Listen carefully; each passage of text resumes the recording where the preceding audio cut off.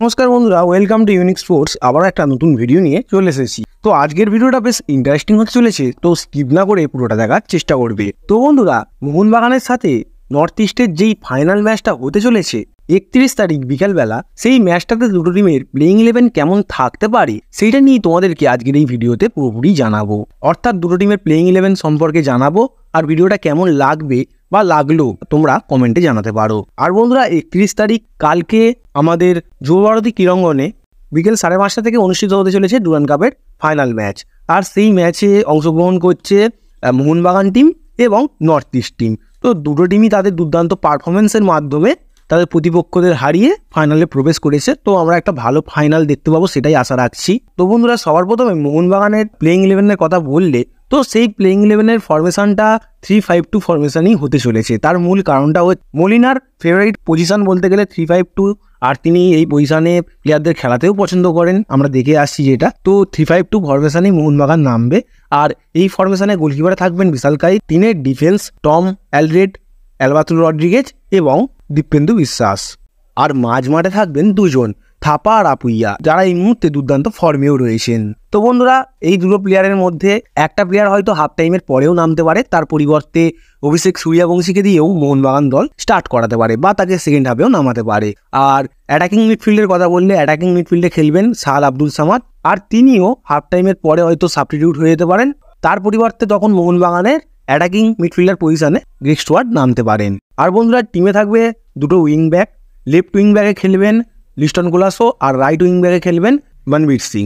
সবশেষ দুটো player Dimitri Petratos আর Jason Cummings. তো বন্ধুরা, এই ফরমেশনের সবচেয়ে বড় দায়িত্ব থাকবে অ্যালবার্টো রড্রিগেজ এবং দুটো উইং ব্যাকের প্রতি। কারণ অ্যালবার্টো রড্রিগেজ তিনি তার প্রদর্শনের মাধ্যমে দেখিয়েছেন যে তিনি কতটা ভালো মানের ডিফেন্ডার এবং ভালো মানের ডিফেন্ড করতেও সক্ষম। তো তার উপর তো একটা দায়িত্ব থাকবেই যে ডিফেন্সে যে কটা বল ঢুকবে সেগুলোকে আটকানোর। আর উইং ব্যাকের একটু বেশি দায়িত্ব থাকবে, সেটা বলার মূল কারণটা হচ্ছে উইং ব্যাককে অ্যাটাকেও সাহায্য করতে হবে আর ডিফেন্সেও সাহায্য করতে হবে। কারণ তোমরা সকলেই জানো, আর আমি বলেছি যে এই মুহূর্তে মোহনবাগানের ডিফেন্সটা একটুখানি নড়বড়ে আছে, তাই উইং ব্যাক দুটোকেও ডিফেন্সে সামিল হতে হবে, কারণ 3-5-2 ফরমেশনে যেহেতু খেলছে মোহনবাগান টিম। এবার বন্ধুরা, হয়তো এই ফরমেশনে স্টার্ট করতে পারে, কিন্তু ফাইনাল ম্যাচ রিস্ক নাও নিতে পারে, সেই জন্য হয়তো 4-3-3 ফরমেশনেও তারা খেলতে পারে। আর 4-3-3 ফরমেশনের কথা বললে সেই ফরমেশনে গোলকিপারে তো বিশাল কাইতি থাকছেন, দুটো ডিফেন্ডার অ্যালবার্টো রড্রিগেজ আর দীপেন্দু বিশ্বাস খেলবেন, লেফট ব্যাকে খেলবেন সুভাশিস বোস, আর রাইট ব্যাকে খেলবেন আশিস রায়। আর সুভাশিস বোসের কথা বলে, তিনি কিন্তু মনে হচ্ছে এই মুহূর্তে ফিট রয়েছেন, কারণ প্র্যাকটিসে অংশগ্রহণ করছেন তিনি। আশা করা যায় যে পরের ম্যাচে তিনি খেলতেও পারেন।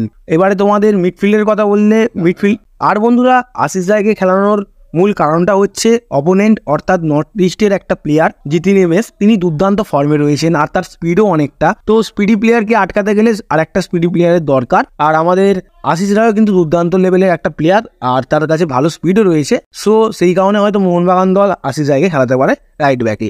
এবারে মিডফিল্ডের কথা বললে, দুটো ডিফেন্ডিং মিডফিল্ড খেলবে, আর সেই ডিফেন্ডিং মিডফিল্ডে থাকবে আপুইয়া আর থাপা, আর তাদের দুজনের মধ্যে কোনো একজনের পরিবর্তে সূর্যবংশীও প্রথম থেকে স্টার্ট করতে পারে। আর অ্যাটাকিং মিডফিল্ডে খেলবেন গ্রেগ স্টুয়ার্ট, আর তার পরিবর্তে হয়তো সাহাল আব্দুল সামাদ পরের দিকে নামতে পারেন। এবারে রাইট উইং দিয়ে খেলবেন দিমিত্রি পেত্রাতস, আর লেফট উইং দিয়ে লিস্টন কোলাসো। বন্ধুরা, লিস্টন কোলাসোকে দুটো ফরমেশনেই রাখার মূল কারণ হচ্ছে তার এখন ফর্ম দুর্দান্ত রয়েছে, আর তিনি যথেষ্ট ভালো মানের অ্যাটাকও তৈরি করতে পারছেন, সেই কারণেই। মনবীর সিং হয়তো সাবস্টিটিউটে নামতে পারেন, আর স্ট্রাইকার পজিশনে খেলবেন জেসন কামিংস। তো বন্ধুরা, তার বিকল্প বলতে গেলে সুহেল ভাট রয়েছে টিমে, বাট তাকে দিয়ে হয়তো এত একটা ইম্পর্টেন্ট ম্যাচে স্টার্ট নাও করাতে পারে মোহনবাগান ম্যানেজমেন্ট, আবার স্টার্ট করাতেও পারে। তো লাস্টে এবারে তোমাদের সাথে নর্থ ইস্টের প্লেইং 11টা নিয়ে আলোচনা করি। তো নর্থ ইস্টের প্লেইং 11-এর ফরমেশনটা হতে পারে 4-2-3-1, আর এই ফরমেশনে গোলকিপার থাকবেন গুরমিত সিং, ডিফেন্সে থাকবেন দুটো প্লেয়ার মিচেল জাবাকো আর আসির আক্তার, রাইট ব্যাক দিয়ে খেলবেন দীনেশ সিং, আর লেফট ব্যাক দিয়ে খেলবেন সামতে। ডিফেন্সিভ মিডফিল্ডে থাকবেন মোহাম্মদ বেমামির আর মায়াকানন্দ। অ্যাটাকিং মিডফিল্ড বা সেকেন্ড স্ট্রাইকার হিসাবে খেলবেন নেস্টর, লেফট উইং দিয়ে খেলবেন থই সিং, আর রাইট উইং দিয়ে খেলবেন জিতিন এমএস। আর বন্ধুরা, স্ট্রাইকার পজিশনে খেলবেন গুইলনার্মো ফার্নান্ডেস। তো এইরকমই একটা প্লেইং 11 হতে পারে নর্থ ইস্টের। আর তোমাদের কি মতামত তা তোমরা কমেন্টে জানাতে পারো।